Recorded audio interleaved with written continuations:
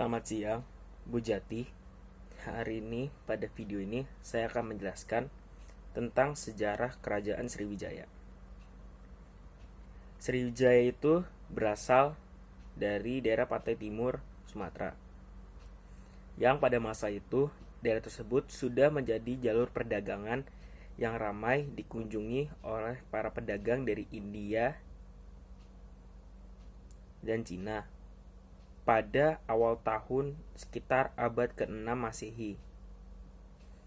Sehingga di sana mulai muncul-muncul tempat-tempat perdagangan yang sangat banyak. Dan di sana juga sudah mulai muncul-muncul kerajaan-kerajaan kecil. Seperti contohnya Tulang Bawang, Melayu, dan yang terakhir itu adalah Sriwijaya. Di antara ketiga kerajaan tersebut, yang paling berhasil berkembang dengan sangat cepat dan pesat tersebut adalah Kerajaan Sriwijaya.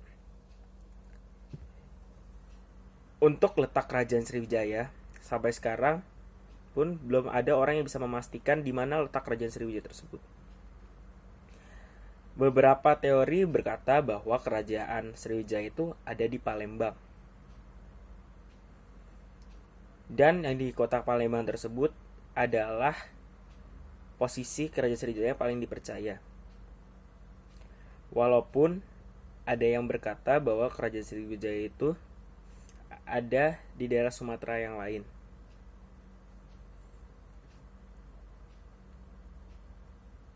Kerajaan Sriwijaya ini berbentuk kerajaan maritim. Dan di kerajaan ini tidak memiliki ketatanegaraan yang rapih. Mereka lebih memilih untuk mengawasi kekuasaan mereka di laut dan tidak terlalu memperhatikan pusat pemerintahan yang ada di darat.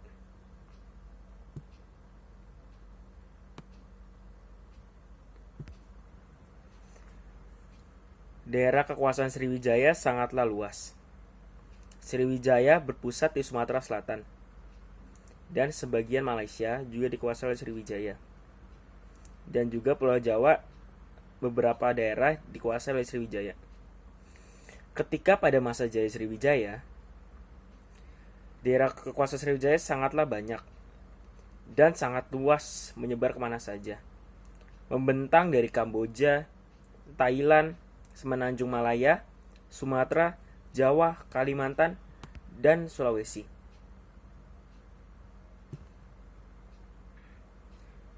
Peninggalan Sriwijaya juga sangatlah banyak. Contohnya prasasti Sriwijaya, yaitu prasasti Kedukan Bukit, prasasti Talang Tuwo, prasasti Telaga Batu, prasasti Kota Kapur, prasasti Karang Berahi, dan prasasti yang lainnya.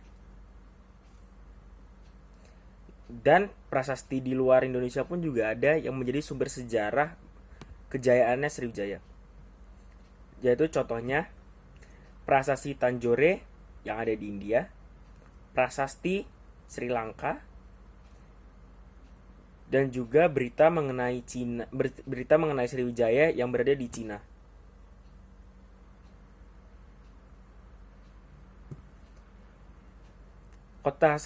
Kerajaan Sriwijaya sangatlah cepat berkembang. Karena secara letak geografis pun, yang terletak di kota Palembang, Sriwijaya ada di depan muara Sungai Musi. Dan di sana juga terdapat pulau-pulau yang bisa menjadikan itu menjadi sebuah pelindung. Sehingga daerah tersebut menjadi sangat ideal untuk melakukan perdagangan. Kenapa perdagangan? Karena di daerah tersebut menjadi jalur perdagangan internasional, terutama paling banyak dari India dan Cina. Yang menjadi perkembangan Kerajaan Sriwijaya juga melalui runtuhnya Kerajaan Funan di Vietnam. Kamboja telah menaklukkan Funan di Vietnam, sehingga memberikan kesempatan bagi Kerajaan Sriwijaya untuk cepat berkembang sebagai negara maritim.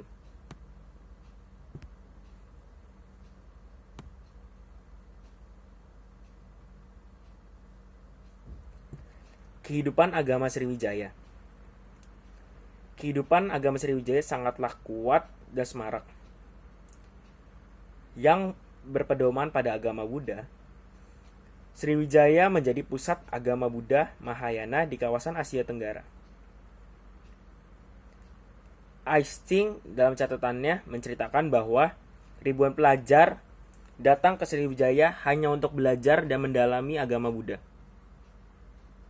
Salah satu pendeta agama Buddha yang terkenal di Sriwijaya adalah Sakya Kirti,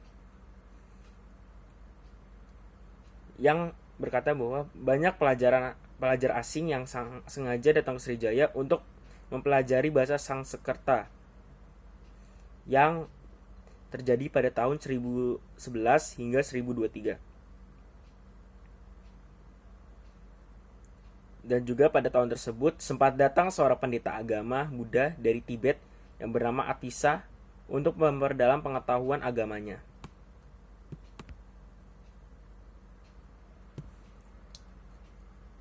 Lalu peninggalan kerajaan Sriwijaya yang mendukung dari pendapat bahwa agama Buddha menjadi agama inti dari kerajaan Sriwijaya adalah berawal dari Candi Muara Takus yang ditemukan di dekat Sungai Kampar di daerah Riau. Arca Buddha ditemukan di daerah Bukit Siguntang. Wihara Nagipatana dibangun oleh Sriwijaya di Nagipatana, India Selatan. Kehidupan ekonomi Sriwijaya kebanyakan hidup dari bertani. Akan tetapi karena lokasi Sriwijaya yang terletak di tepi Sungai Musi dan yang langsung terhubung ke lepas pantai, perdagangan juga menjadi sangat cepat berkembang. Kemudian akhirnya pun perdagangan menjadi mata pencaharian yang paling banyak terjadi di Sriwijaya. Perdagangan tersebut dapat berkembang pesat juga karena letak geografis Sriwijaya yang sebelumnya tadi sudah dijelaskan. Dengan demikian, kerajaan Sriwijaya menjadi sangat ramai karena banyak pedagang-pedagang yang datang ke Sriwijaya untuk berdagang. Sekarang saya juga akan menjelaskan tentang raja-raja Sriwijaya, yaitu ada Raja Dapunta Hyang Srijaya Naga yang berkuasa pada 683 Masehi. Lalu digantikan oleh Indra Varman yang berkuasa pada tahun 702 Masehi. Lalu ada lagi yang bernama Rudra Vikraraman atau disebut juga Liaoti Engwei Kong yang berkuasa pada 728 Masehi. Lalu yang keempat ada yang bernama Raja Dharmasetu yang berkuasa pada 790 Masehi. Lalu ada lagi raja yang bernama Sangramadananjaya atau disebut juga Wisnu pada tahun 775 Masehi. Lalu ada juga raja yang bernama Samartungga yang berkuasa pada 792 Masehi. Lalu ada yang bernama Balaputra Sikalunuhunan atau disebut juga Balaputra Dewa yang berkuasa pada 835 Masehi. Lalu ada juga yang bernama Sri Udayaditya Warman yang berkuasa pada 960 Masehi. Lalu ada Sri Wuja atau Sri Udayanadintia yang berkuasa pada 961 Masehi. Lalu ada juga raja bernama Hasyaeshe yang berkuasa pada 980 Masehi. Kemudian ada lagi bernama Sri Kudamini Warma Dewa yang berkuasa pada 98 Masehi. Lalu ada juga yang bernama Sri Marawijayanto Tunggawarman yang berkuasa pada 1008 Masehi. Lalu ada Sumatera Bumi yang berkuasa pada 1017 Masehi. Lalu ada lagi yang bernama Sri Sanggramawijayanto Tunggawarman yang berkuasa pada 1025 Masehi. Lalu ada Sri Deva yang berkuasa pada 1008 Masehi. Lalu ada Dharma Vira yang tahun 1064 Masehi. Lalu ada Sri Maharaja yang berkuasa pada tahun 1150 Masehi. Lalu yang terakhir ada Trayaloka Raja Maulibhusana Varmadeva yang berkuasa pada tahun 1170 Masehi. Namanya Sriwijaya sangatlah terkenal pada masa Balaputra Dewa. Ia memerintah pada sekitar abad ke-9 Masehi.